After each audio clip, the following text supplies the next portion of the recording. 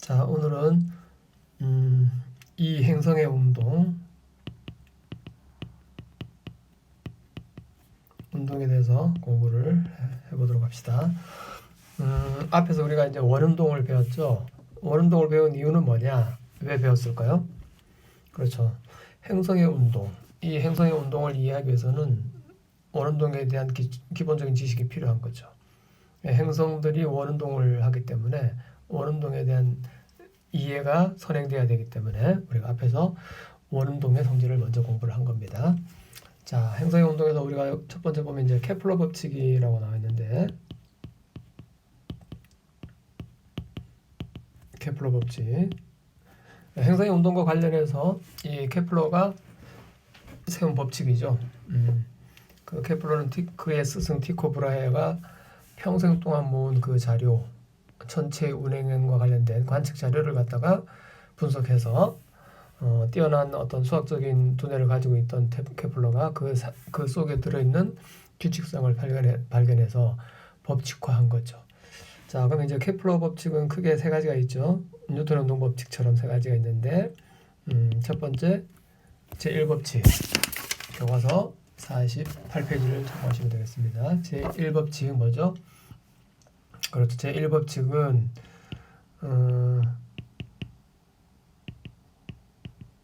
일명 타원궤도의 법칙이라는 거죠. 타원궤도.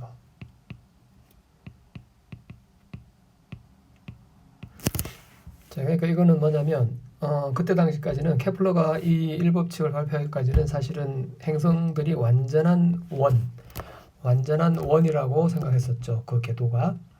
그런데 사실은 이 궤도를 잘 분석해 보니까 그게 아니더라는 거죠. 행성들은 타원하면 우리는 초점이 항상 두 개가 있죠. 초점이 두 개 있죠. 두 개 있는데 두 개 중에 하나에 태양이 있고, 그죠? 태양이 있고 그 주변을 행성들이 돌더라는 거죠. 그 주변에 행성이 도는 운동을 하더라라고 하는 거. 그래서 제1법칙은 모든 행성들은 태양을 타원 궤도의 두 개의 초점 중 한 초점에 두고서 타원 궤도를 그리면서 운동을 한다라고 하는 걸 말해주는 게 제1법칙이다라고 하는 거죠. 그러니까 한마디로 말해서 타원 행성들의 운동 궤도는 원이 아니다라고 하는 걸 얘기하는 게 제1법칙입니다. 자, 그 다음에 제2법칙은 뭐죠? 제2법칙은 일명 면적 속도 일정의 법칙이라고 하는 거죠. 면적 속도 일정의 법칙. 자, 이거는 뭐냐면 행성과 태양을 연결하는 가상선을 생각할 수 있죠. 이 가상선이 쓸고 지나가는 면적, 같은 시간 동안에 어떤 시간 t 동안에 행성이 예를 들면 A에서 B로 갔다고 합시다. 그러면 A에서 B로 가는 동안에 이 태양과 연결된 가상선분이 쓸고 지나간 면적이 있겠죠. 그죠? 그 면적이 바로 이걸 갖다 우리가 A1이라고 하자는 거죠. 그 다음에 또 다른 곳에서 이제 돌아가가지고 얘가 행성이 C점에 왔고 다시 똑같은 시간 동안에 운동을 해가지고 D라는 점에 왔다라고 하는 거죠. 똑같은 시간이 걸려서 이랬을 때 이때 쓸고 지나간 면적, 가상선이 쓸고 지나간 면적, 이걸 갖다 우리가 A2라고 한다면 이 면적 A1과 A2는 같다라고 하는 거죠. 이 면적 속도 일정의 법칙은 행성과 태양을 연결한 가상선이 같은 시간 동안 쓸고 지나간 면적의 크기는 같다. 어느 곳에서나 라고 말하는 게 제2법칙입니다. 자, 그렇다면 이제 어떻게 되겠습니까? 타원 궤도이기 때문에 태양으로부터 가장 멀리 떨어진 점이 있겠죠? 그죠? 가장 멀리 떨어진 점. 태양으로부터 가장 멀리 떨어진 점 여기죠? A에 있을 때 가장 멀죠? 그 다음에 가장 가까이 있을 때, B에 있을 때 가장 가깝죠? 그러니까 가장 멀리 있었을 때의 순간 속도와 가장 가까이 있었을 때의 순간 속도를 비교할 수 있겠죠. 이때 면적 속도 일정의 법칙에 의해서 A점에 있을 때, 즉 이걸 또 우리는 원일점이라고 말하죠. 가장 멀리 떨어져 있을 때 원일점에 있을 때가 가장 빠르고 그 다음에 이 B와 같이 이거는 뭐죠? 근일점이죠. 가장 가까운 점, 태양에서 가장 가까운 점. 근일점에 있을 때가 가장 빠르고 원일점에 있을 때가 가장 느리다라고 하는 거죠. 이게 이 결과가 제2법칙으로부터 비롯된다라고 하는 걸 알 수 있겠습니다. 자, 그 다음에 제3법칙은 뭐냐? 우리가 타원궤도 하면은 우리가 당연히 타원이니까 장축이 있고 단축이 있죠. 그죠? 긴 반지름이 있고 짧은 반지름이 있죠. 근데 케플러가 잘 분석해 보니까 제3법칙은 일명 뭐로 알려져 있냐면 조화의 법칙이다. 조화의 법칙으로 알려져 있는데 이거는 뭐냐면 가장 긴 반지름의 세제곱 이 행성이 태양 주위를 한 번 도는데 걸리는 주기하고 주기의 제곱은 제곱이 아니라 주기의 제곱이 그냥 합시다. 주기의 제곱이 비례한다는 거죠. 비례상수 K를 놓고서 R 3승 이렇게 해서 여기서 R이 이제 장반경이 되겠죠. 장반경. 그래서 이제 이게 일명 조화의 법칙을 알리는 거죠. 한 바퀴 도는데 걸리는 그 주기의 제곱값이 장반지름 R의 세제곱에 비례하더라라고 하는 거예요. 조금 복잡한 형태로 나타났죠. 그러니까 그 데이터들을 분석해서 그 규칙성을 찾아보니까 이런 관계식을 얻어낼 수 있겠더라고 하는 거죠. 순전히 데이터 분석에 의해서 어떤 수학적인 직관이 많이 이용이 된 거라고 볼 수 있겠죠. 복잡한 식인데 그죠? 물론 처음부터 뭐 이렇게 복잡한 식을 생각 안 했겠죠. 처음에는 뭐 이렇게 생각하죠. t가 r에 비례할까? 아닌 거죠. 그러면 t가 r의 제곱에 비례할까? 아닌 거예요. 그러면 t의 제곱이 r의 제곱에 비례할까? t의 제곱이 r에 비례할까? 뭐 이런 식으로 해서 간단한 관계식부터 생각을 했었겠죠. 그래서 결국 여러 번의 시행착오가 있었을 것으로 예상이 되죠. 추측이 되죠. 자, 근데 여기서 하나 참고해야 될 건 이거 선생님이 이제 학생들한테 많이 가르칠 때 외우는데 도움이 되도록 많이 가르치는 거예요. t의 제곱은 kr 3승인데 나중에 되면 t의 세제곱이 kr r 제곱인지 그러니까 2와 3이 뒤바뀔 가능성이 많다는 거죠. t의 제곱인지 t의 3승인지 r의 제곱인지 r의 3승인지 헷갈리는 거죠. 자, 헷갈릴 거 없어요. t의 제곱이죠. t는 어떻게 씁니까? 한 개, 두 개죠. 두 개니까 두 개.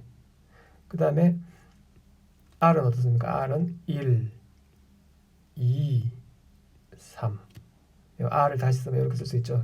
R을 1, 2, 2니까 그 다음은 3이 되겠죠. 그죠? 이렇게 해서 이렇게 외워두면은 뭐 사실 그렇게 헷갈릴 거 없습니다. 언제든지 t의 제곱은 kr 3승이다 라고 하는 걸 확인할 수 있어요. 자, 이렇게 해서 이제 행성의 운동과 관련된 이 케플러의 법칙 이걸 갖다 여러분들 일단 알아두고 자, 그 다음에 이제 뉴턴의 만유인력 법칙이 나오네요. 만유인력 법칙인데 사실은 그러니까 뉴턴의 만유인력 법칙이 어떻게 해서 나왔느냐 사실은 이게 나오는 과정 나오게 된 계기는 뭐 요즘 우리가 이제 코로나19 때문에 많이 집에서 많이 생활하는데 뉴턴도 당시에 학교 다닐 때 그때 당시 유행했던 대유행병이 있죠. 전 세계적인 유행병이 있었죠. 그게 바로 뭐였죠? 네, 흑사병, 패스트. 이 흑사병 때문에 뉴턴도 학교를 못 가고 집에서 이제 있을 수밖에 없었는데 집에 있으면서 그 사과나무 아래서 사색에 잠기고 여러 가지 학문적 고뇌의 시간들을 많이 보냈던 것 같아요. 자, 그때 이제 발견했다고 알려져 있는데 이 만유인력 법칙이 어떻게 해서 나오게 됐냐면 그 전에 자기가 발견한 뉴턴의 운동제의 법칙 F는 ma 그죠? 이게 F는 ma가 원운동에서는 어떻게 됩니까? F는 ma가 원운동에서 a가 뭐였죠? r분의 v 제곱이었죠? 그러니까 F는 r분의 mv 제곱이라고 하는 거. 이게 원운동에서의 F는 ma입니다. 이건 일반적인 F는 ma인데 특별히 원운동에서는 F는 ma가 형태가 이렇게 바뀐다라고 하는 거, 바뀔 수 있다는 거죠. 그래서 F는 r분의 mv 제곱이라고 하는 요식. 요거하고 그 다음에 지금 t의 제곱은 k r 삼승이니까 그죠? 이게 조화의 법칙이잖아, 그죠? 그러니까 케플러의 조화의 법칙 kr 삼승하고 자기가 발견한 f는 r분의 mv 제곱이라고는 f는 mA하고 이거 두 개를 갖다가 결합을 시키는 거죠. 이거 두 개를 결합시켜 가지고 결국 뭘 끌어내냐면 f는 r 제곱분의 g m1 m2라고 하는 만유인력 법칙을 갖다 끌어내는 거예요. 사실은 순서가 이렇게 됩니다. 원래는 순서는 이렇게 되는데 우리 책에서는 지금 사실은 그게 아니라 만유인력 법칙과 F는 MA를 이용해가지고 이거 두 개를 이용해가지고 케플러 법칙을 3법칙을 갖다가 확인하는 이런 식으로 이런 과정으로 지금 이게 진행이 되고 있는데 사실은 이게 이 순서는 아닙니다. 맞는 순서는 역사적으로 발견된 순서는 F는 MA가 먼저 발견됐고 그 다음에 케플러의 제곱 3법칙이 독립적으로 나왔고 이거 두 개를 이용해서 만유인력 법칙이 완성됐다라고 하는 거죠. 이런 관계를 여러분들이 아는 게 중요하죠. 자, 그래서 만유인력 법칙은 뭐 그냥 다 알다시피 두 물체가 있을 때 질량이 m1인 물체, m2인 물체가 있을 때 그들 사이의 중심과 중심 사이의 거리가 r일 때 그들 사이에는 항상 잡아당기는 서로가 서로를 끌어당기는 힘이 작용한다. 그 힘의 크기는 이렇게 주어진다라고 하는 거죠. 그래서 중심거리 제곱의 반비례한다. 중심이 멀어지면 급격히 떨어진다라고 하는 거죠. 힘의 크기가. 그죠? 거리가 멀어지면 급격히 감소한다는 거. 그리고 각각의 질량의 곱에 비례한다는 거. 이걸 말해주고 있습니다. 그런데 여기서 조심할 거는 그거죠.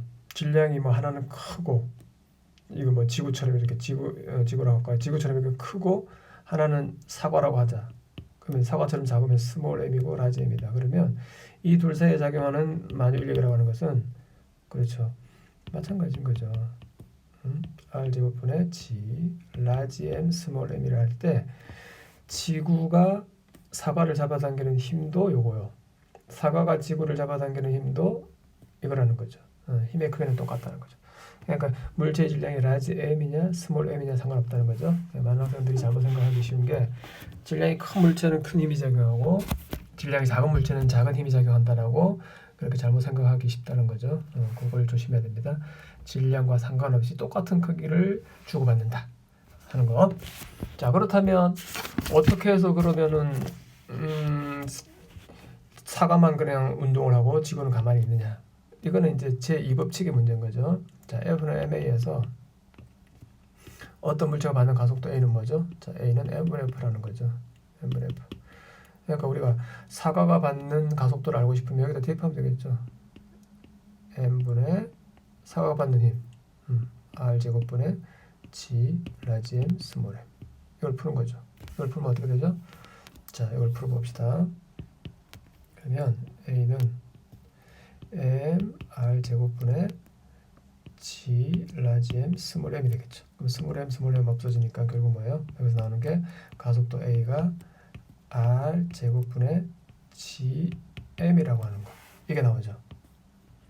자, 여기서 이제 특별히 우리가 사실은 뭐 이 반지름 거리 R 요 지구와 사과 사이의 거리는 사실은 이 R은 지구 반지름 R에 비해서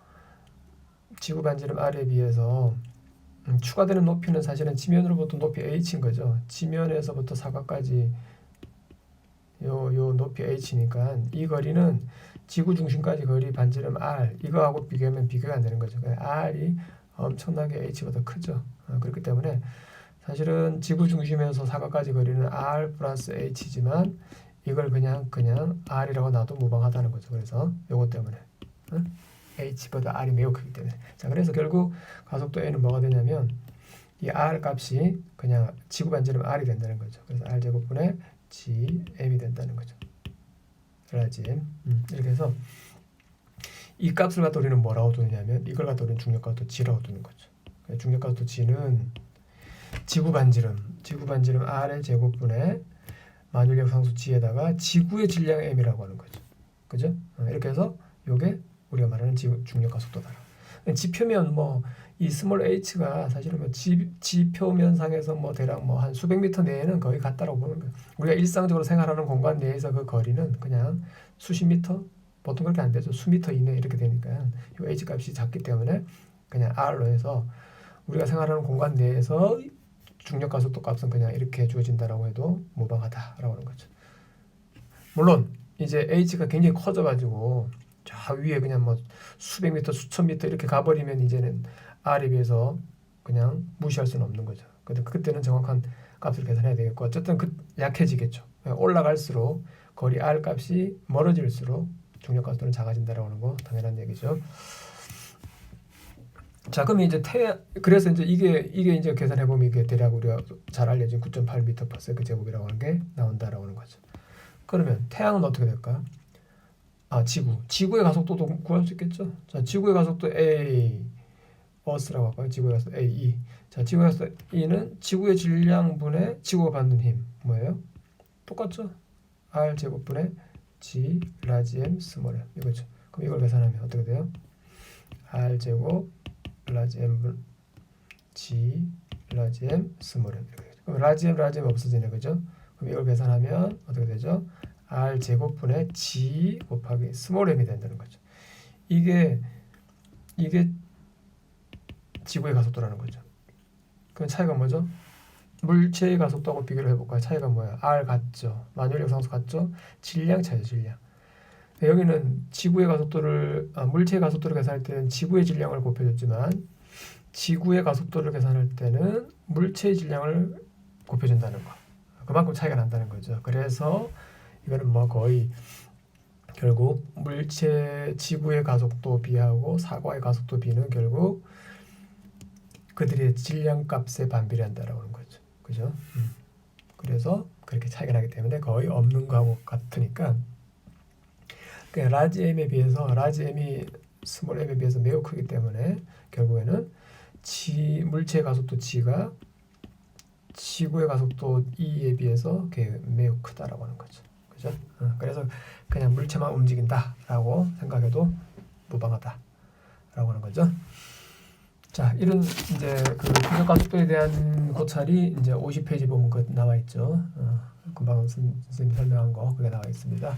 자, 그다음에 이제 만유인력과 케플러 법칙 해가지고 만유인력과 케플러 법칙에서 F는 MA하고 케플러 법칙을 만유인력 법칙을 이용해가지고 케플러 법칙을 한번 확인해 보는 그런 과정이 51페이지에 나와 있는 거죠. 수학적으로 그렇게 그냥 하면 되는 건데 아까 그 설명한 거 선생님이 얘기한 거하고 똑같습니다. 그러니까 뉴턴 운동법칙 F는 R분의 mv 제곱이라고 하는 게 다시 쓰면 뭐죠? 이게 이제 F는 MA라 했죠. 원운동에서. 이걸 다시 쓰면 V라고 하는 게 뭐죠? R분의 M에다가 V라고 하는 게 뭐예요? 속력이라고 하는 거니까 속력. 원운동에서 속력이라는 것은 이동거리 나누기 시간이니까 이동거리는 2πr 원주죠. 한 바퀴 도는데 걸리는 시간은 주기 t니까 시간분의 이동거리. 그래서 이게 속력이니까 요거의 제곱이다라는 거죠. 요걸 얻을 수 있죠. 자, 그러면 이제 만유인력에서는 또 뭡니까? F는 만유인력 법칙에서 F가 뭐예요? G R 제곱분의 G R 제곱분의 G 라지 M 스몰 m 이렇게 되죠. 그럼 이거 두 개를 이제 갖게 놓는 거예요. 그러면 이거 두 개를 갖다 두는 거죠. 그럼 이제 어떻게 됩니까?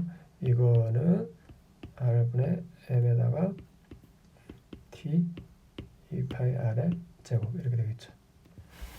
자, 그럼 어떻게 됩니까?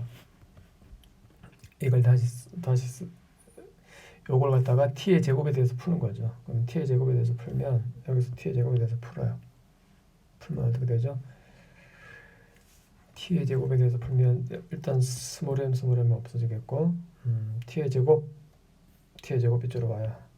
T의 제곱 넘어오고 이쪽으로 넘겨가는 거죠. T의 제곱은 넘겨가면 남는 건 뭐죠?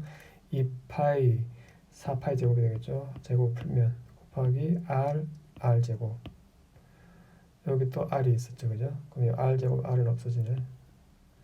그 다음 이쪽에 있는 거 넘어오는 거죠. 넘어오면 뭐가 됩니까? GM은 밑으로 GM 가겠죠. r제곱은 위로 r제곱 올라가겠죠. 이걸 정리하면 뭐예요? n분의 4 파이 제곱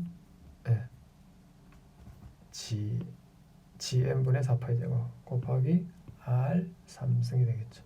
그죠? 그러니까 요 값이 그냥 상수가 되는 거예요. 만유력 상수 지구의 질량 m 상수. 그러니까 다 상수죠. 여기 그냥 하나의 상수 k로 돌 수 있는 거죠. 그래서 결국은 뭐예요? t의 제곱은 k r 3승 이렇게 해가지고 조화의 법칙이 나온다라고 하는 거죠. 이게 정확한 맞는 순서는 아니라고 했죠. 이렇게 해서 유도된 건 아니에요. 사실은 거꾸로 된 겁니다. 이거는. 자, 이렇게 해서 한번 확인을 해볼 수 있다라고 하는 겁니다. 자, 그 다음에 이제 인공위성의 운동.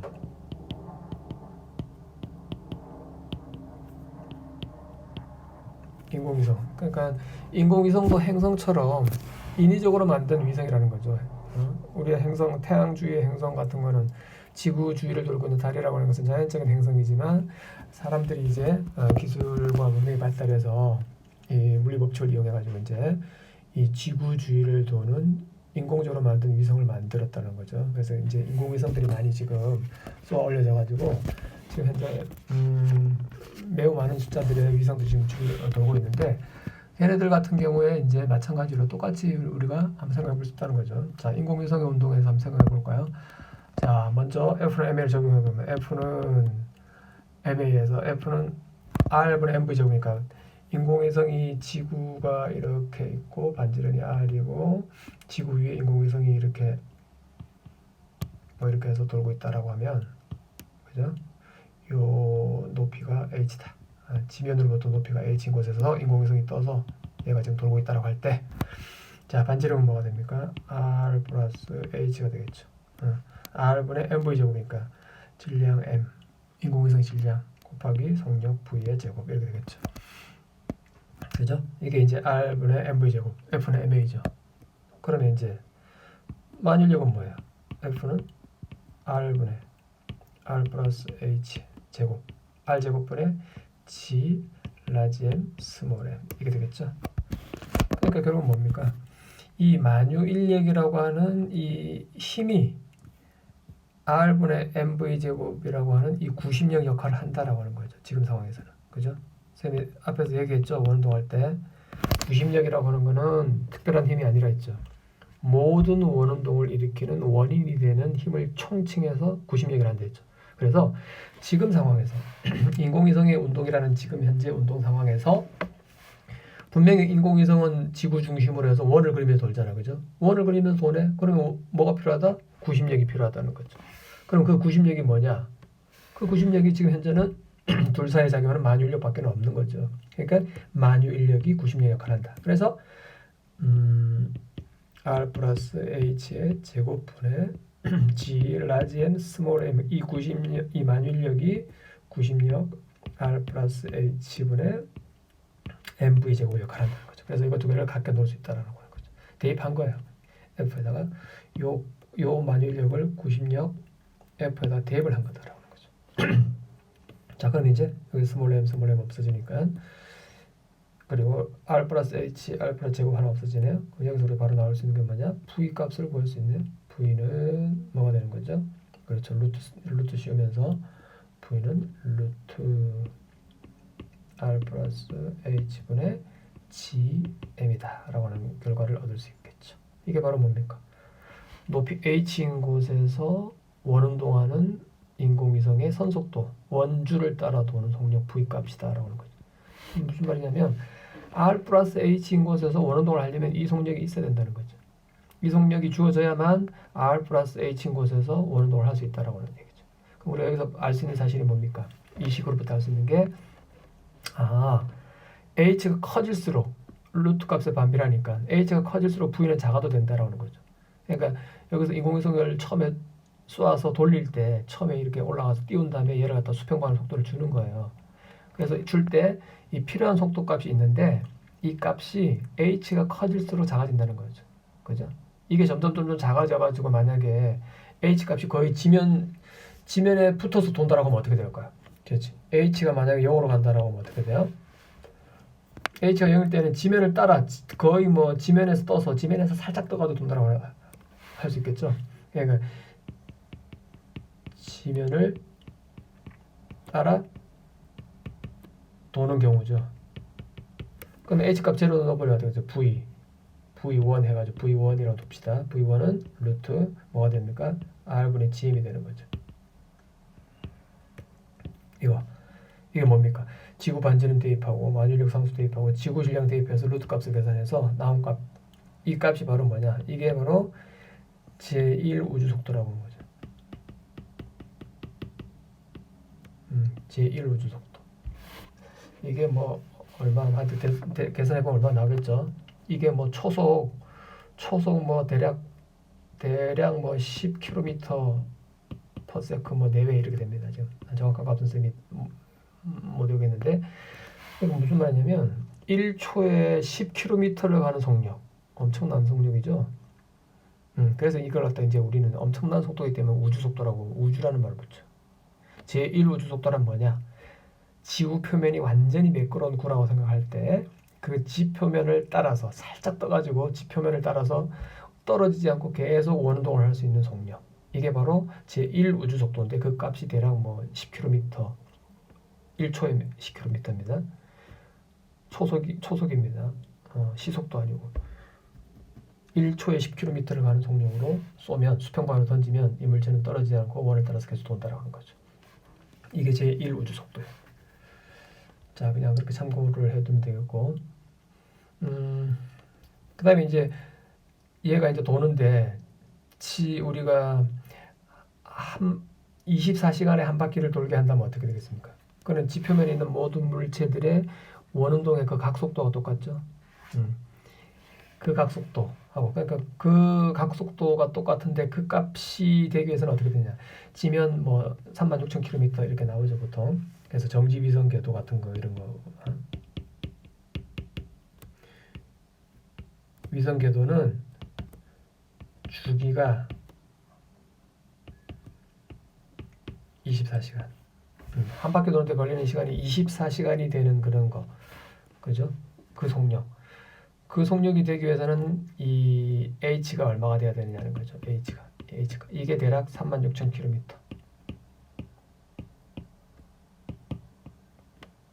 이 정도 된다는 거죠. 이게 정지 위성 궤도다라고 하는 거죠. 이것도 전부 다 요 위에 있는 저식,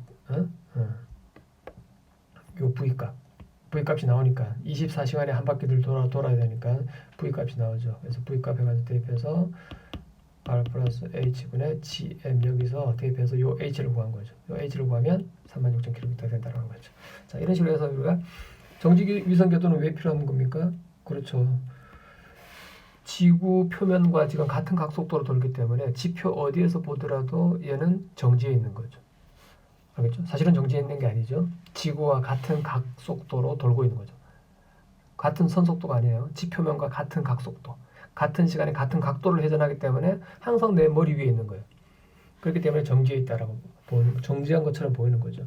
정지해 있어야만 그 궤도를 갖다가 내가 그 궤도에다가 전파를 쏘고 되돌려 받고 해가지고 전파 수신에 이용할 수 있겠죠, 그죠? 그렇기 때문에 정지 위성 궤도가 반드시 필요한 거죠. 그래서 이 정지 위성 궤도에 대한 수요가 굉장히 많아지겠죠.